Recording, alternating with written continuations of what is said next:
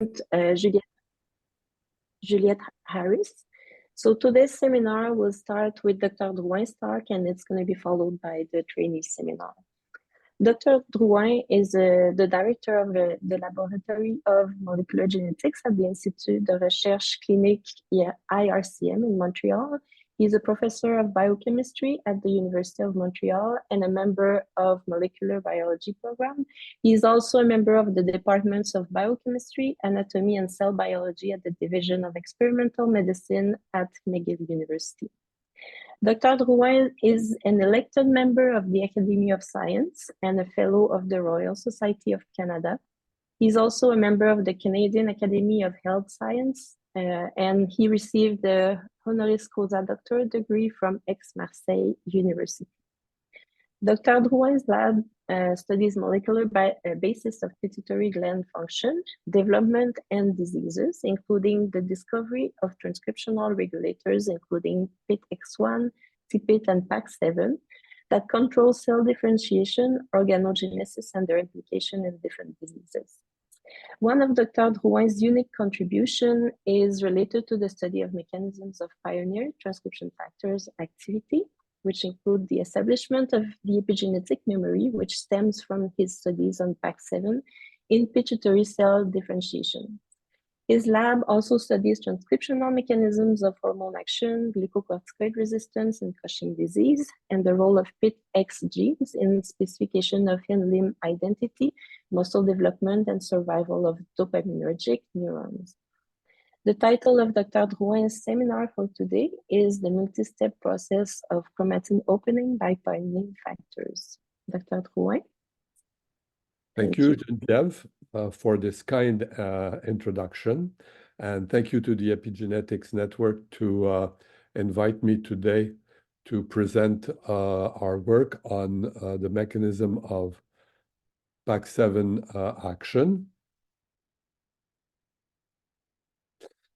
And so I'll be discussing this morning some recent work that is about to be published within a few weeks on the various steps that are involved in chromatin opening by one pioneer factor, the one that we've used as model in the lab.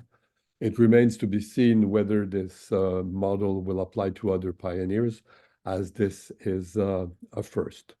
So I will first situate the action of pioneer factor action in broad context and rapidly get to the topic of this morning's presentation.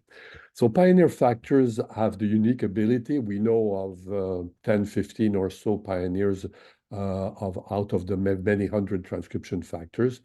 So they have the unique ability to recognize their target DNA sequences within so-called closed or compacted or condensed chromatin.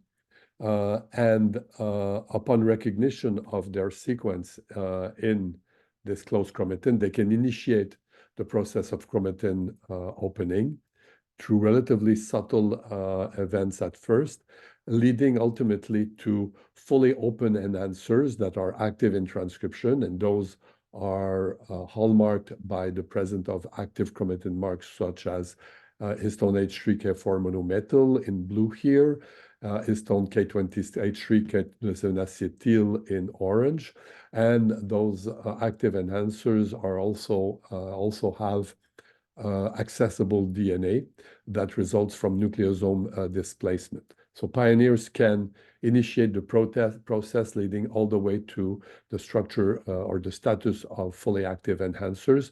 They also prime a number of enhancers where the evidence for chromatin opening is much less, a slight deposition of the histone H3K4 monometal, and a slight chromatin accessibility.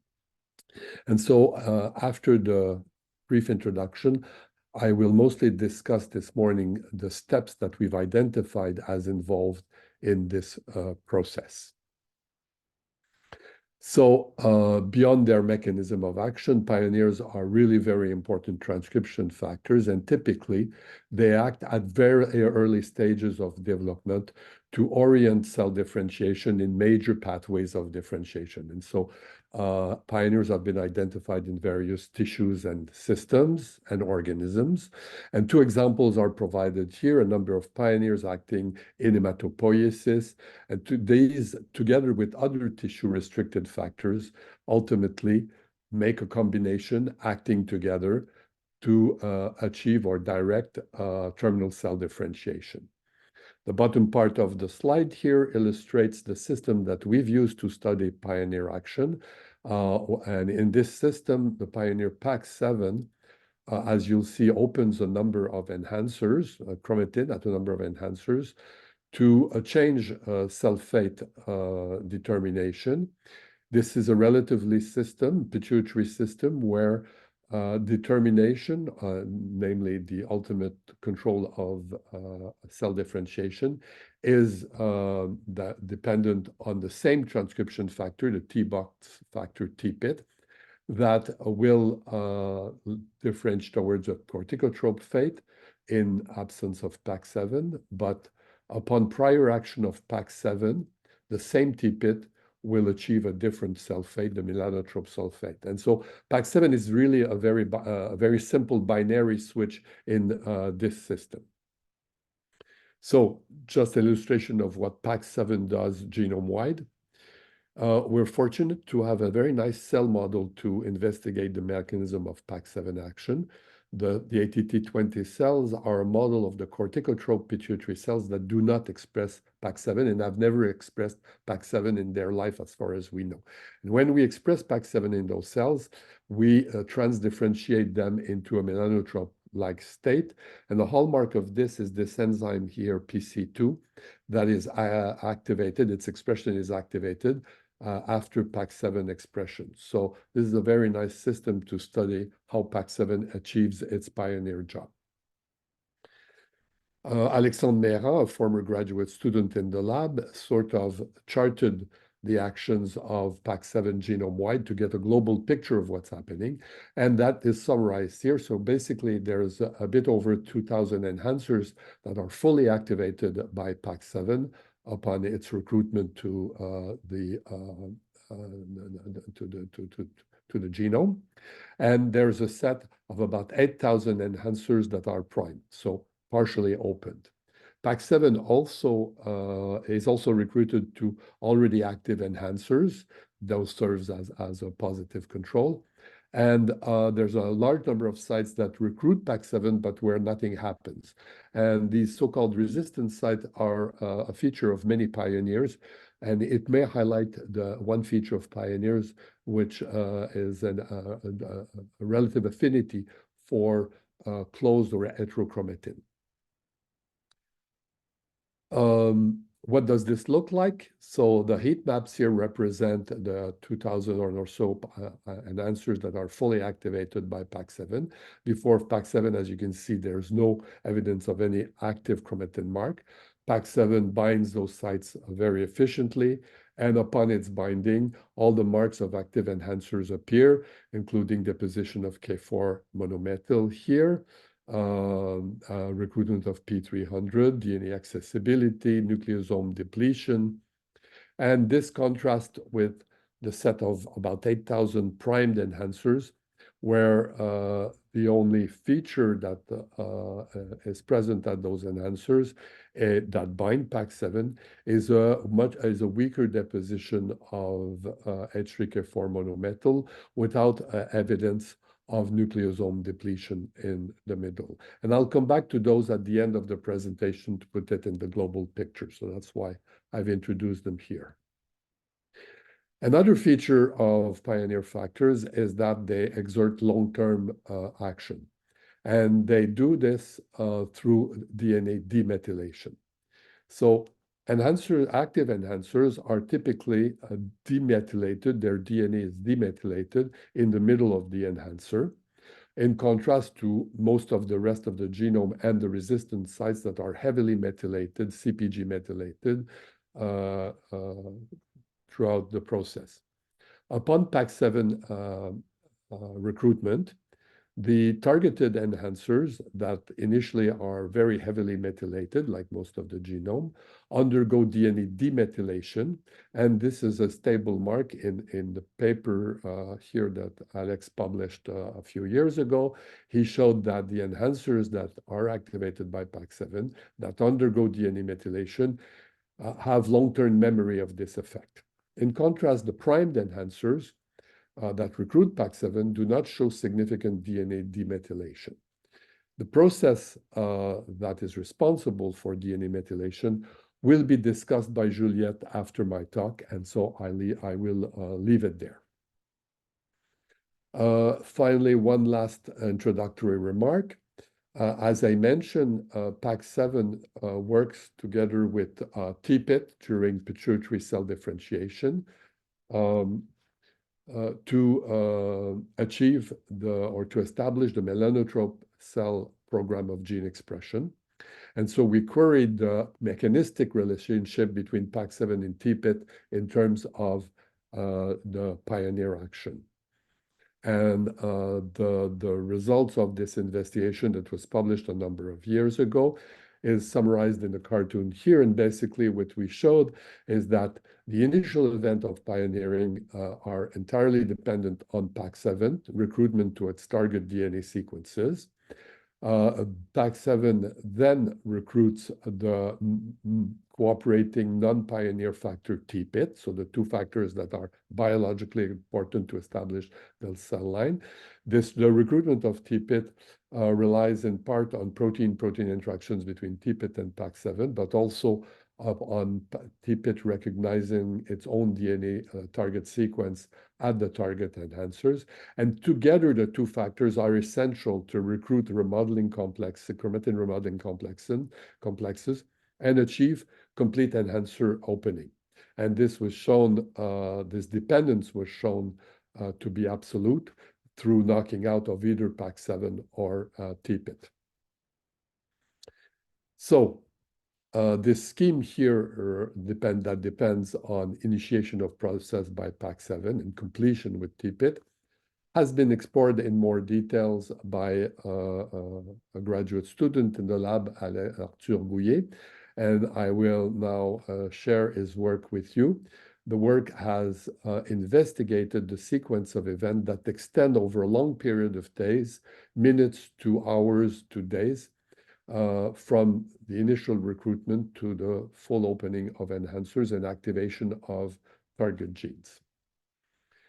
To do this, Arthur used an inducible system where a Pac7 chimera was constructed with the ligand binding domain of the estrogen receptor, a form of this binding of this domain that is activated by tamoxifen. And this chimera has very tight or strict behavior in the sense that in absence of tamoxifen, there's no evidence for its presence at the genome, but after addition of tamoxifen, there is recruitment throughout the genome. To investigate the details of the mechanism, Arthur used a random selection of 14 Pac7 recruitment sites, pioneer sites, spanning the full length of the full span of different recruitment strengths from strongest to weakest. And as you can appreciate, these ultimately lead to chromatin opening, but not directly related to the strength of the initial opening if one judges by the deposition, for example, of H3K4 monometal. And the first observation was that when the recruitment of Pac7 to each of these sites was assessed, and here the sites are color-coded from red to blue, from strong to weaker, you can see that the stronger sites are recruited quicker and the weaker sites slower, okay?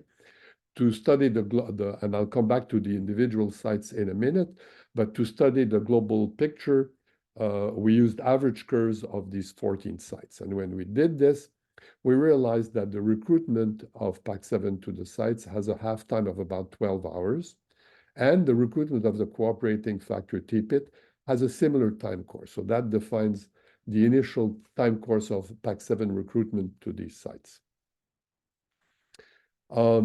Ultimately, the opening of enhancers, as you are aware, involves the deposition of H3K4 monometal, and this recruitment occurs first in the middle of the enhancers, and then nucleosome displacement, and thus shifting this mark on the sides of the enhancers. So Arthur measured recruitment of K4 monometal in the middle of the enhancers in red, and on the sides. And so the curves for the 14 sides are shown here in red for the middle, in blue for the sides. And as you can appreciate from the average curves, the deposition of K4 monometal occurs with a half-time of about 24 hours, which is about 12 hours after Pac7 binding. And the accumulation on the sides is slightly shifted in time with a half-time of around 32 hours. So what is involved here in these different time courses, especially in these two different half-times?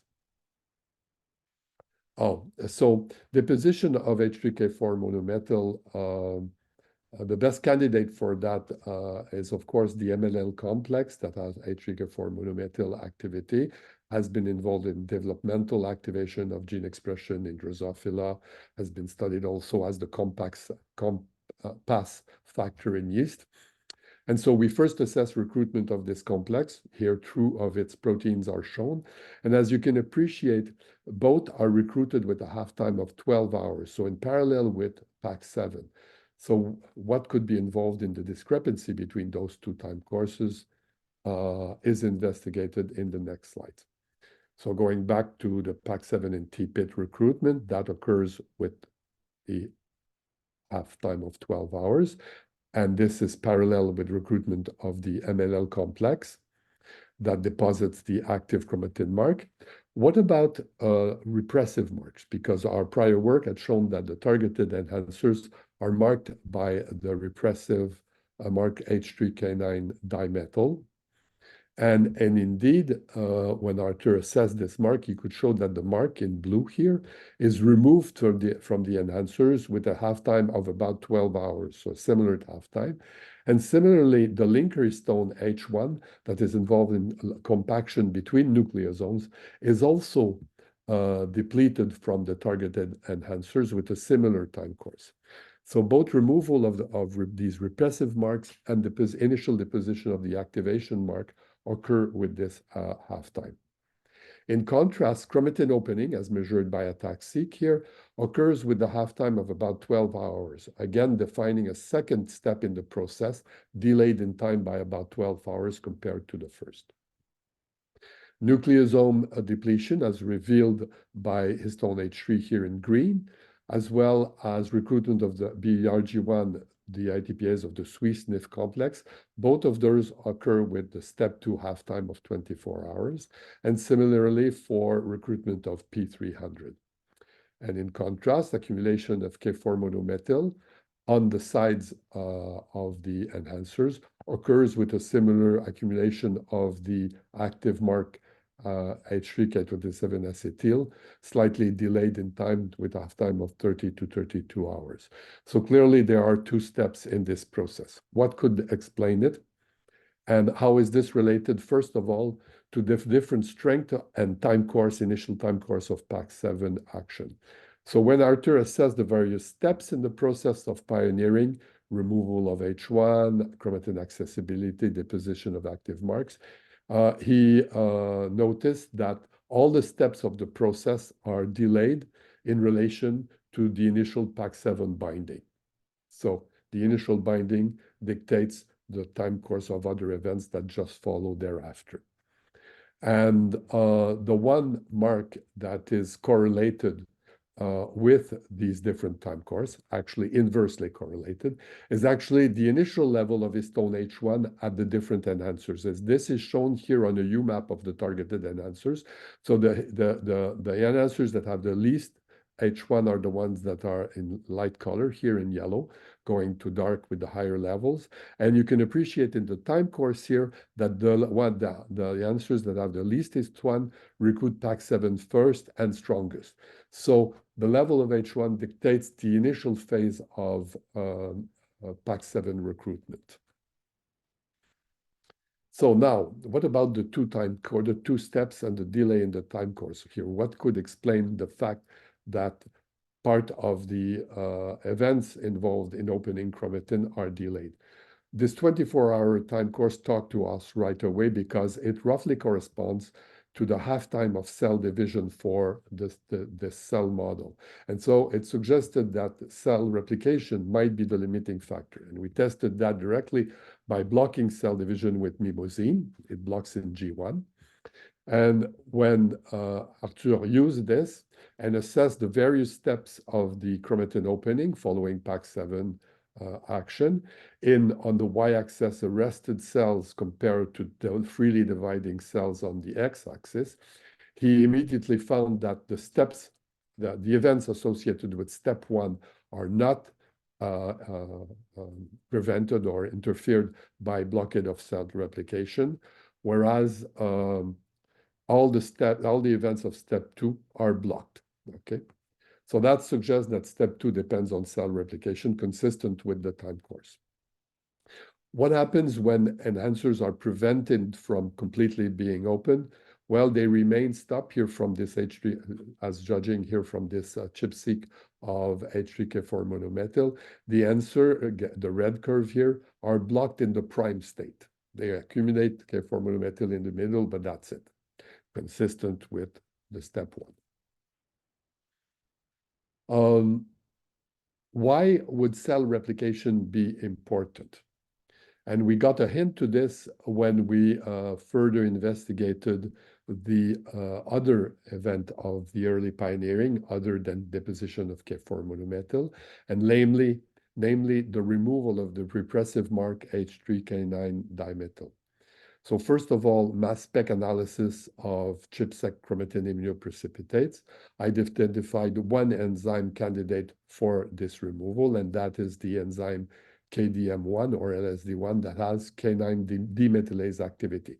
And you can see that it is recruited with a half-time of step 1, consistent with its involvement in removal of K9 dimethyl. And actually, in the paper, an Arthur's paper, an enzyme of LSD1 was shown to prevent this removal. So in support of the involvement of this enzyme in this process. But in parallel with this, it was shown by the work indicated here that H3K9 is dimethyl is actually the mark that is recognized for targeting of chromatin to the nuclear lamina, to direct interaction with the lamins in this peripheral nucleoplasm compartment, so-called compartment B, where inactive chromatin is mostly found. And this is in contrast with the central nucleoplasm compartment A, where active genes are found.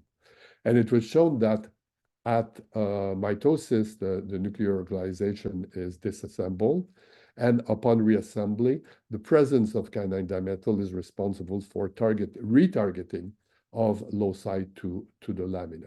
So that suggested that the K9 dimethyl at the targeted enhancers may be responsible for their localization with the nucleus and association with inactive or active subcompartments of the nucleus. And so Arthur assessed lamine association, indeed found that the targeted enhancers are associated with lamine B here, and he found that the dissociation from lamine occurs with a half-time of about 24 hours, step 2, despite the fact that the mark is removed earlier. So that clearly suggests that the dissociation from lamine may depend on not necessarily replication, but mitosis. And so consistent with this, when replication is blocked, there is no dissociation of the targeted enhancers from lamine B1. And so the association with lamine has been a hallmark and studied mostly in terms of bulk rearrangements of large domains within the chromatin. And those domains known as TADs are much broader than one gene or one enhancer, because everything I've discussed so far is the action of Pac7 on a single enhancer, and this is typical of much of what we know about this and other enhancers.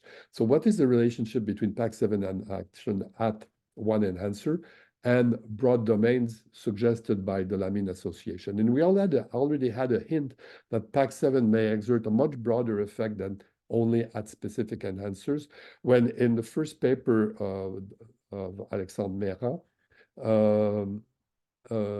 we had found that actually the profiles of ataxia throughout the PC2 locus and other loci that include melanotrope-specific genes, the ataxic profile shows broad accessibility throughout this domain in the Pac7 expressing cells, but not in other pituitary cells. And in fact, both the Pac7 and Tpit knockout lead to the loss of this accessibility throughout this and other melanotrope-specific loci. So that suggested that entire loci may have their organization altered through Pac7 action, initially at specific enhancers, very localized enhancers. So to look at that in more detail, Vincent Roberge, who contributed to the paper with Arthur, used 3 loci and ChIP-qPCR for various marks to better map the extent of chromatin rearrangements around pioneered enhancers. And we will focus on the middle example here, where displacement of H3, histone H3, and therefore nucleosome depletion is shown in blue here in the enlargement. So very localized, compared with displacement or loss of H1 recruitment, and typically that extends for broader than the enhancer or range of a few 5 to 10 kbs. And this is really contrasted with Lamine B association in reddish brown here, and we can see on the enlargement here that this displacement includes the enhancer, the entire TAD, but that does not extend into the flanking stads. So the action of Pac7 is much broader on a genome scale, seems to extend throughout entire TADs that include the melanotrope-specific genes. What is the relationship between the localized action at enhancers compared to the broad action remains to be investigated. And so to cartoon this, we know that in active domains, TADs are typically associated and localized in the nuclear periphery. And what appears to be the case is that Pac7, through its pioneer action, in conjunction with Tpit, the non-pioneer, are required and responsible for shifting entire TADs from the inactive to the active nucleoplasm. I will conclude by a brief 2 slides on the fate of and on primed enhancers and the fate of enhancers that do not get completely activated when cell replication or mitosis is blocked. So why are a large set of enhancers bound by Pac7, primed by Pac7, but not fully activated? And so the pioneer enhancers are illustrated to hallmarks on the top row here. And as you can see, they recruit Pac7, undergo nucleosome eviction, they recruit Tpit, KDM and 1A, and SWI/SNF. The prime enhancers recruit Pac7, show weak deposition of K4 monomethyl, but no nucleosome displacement. Those enhancers do not recruit significantly the cooperating factor Tpit, do not recruit KDM1A, and consequently show no significant depletion of K9 dimethyl, and of course, no SWI/SNF, and so on. And so in this case, this again illustrates the critical need for Tpit in the process. And so these enhancers do not complete the process. They remain halfway through the process. So collectively, this work, and I'll summarize on this slide here, has shown that upon recruitment of Pac7 to its closed sites in facultative heterochromatin, this recruitment leads to recruitment of the MLL complex that is presumably responsible for deposition of the activating K4 monomethyl. Also recruit, and this requires Tpit, KDM1A that is responsible for removal of the repressive mark. Removal of this mark is critical for relocalization of the targeted enhancers and presumably whole TADs upon mitosis, where the nuclear organization is disassembled and then reassembled. And in the case of the targeted enhancers that have lost the K9 dimethyl but gain the active mark, they presumably shift from an inactive to an active compartment of the nucleoplasm. And that allows for recruitment of other complexes such as the SWI/SNF required for full enhancer opening and activation. And actually, the SWI/SNF complex, the RG1, is only present in the central compartment of the nucleoplasm, consistent with this scheme. The primed enhancers are interesting in that they only recruit Pac7 and MLL. They lead to low deposition of K4 monomethyl, but nothing else, and they don't undergo the second half of the process. So all of this work involved various members of the lab.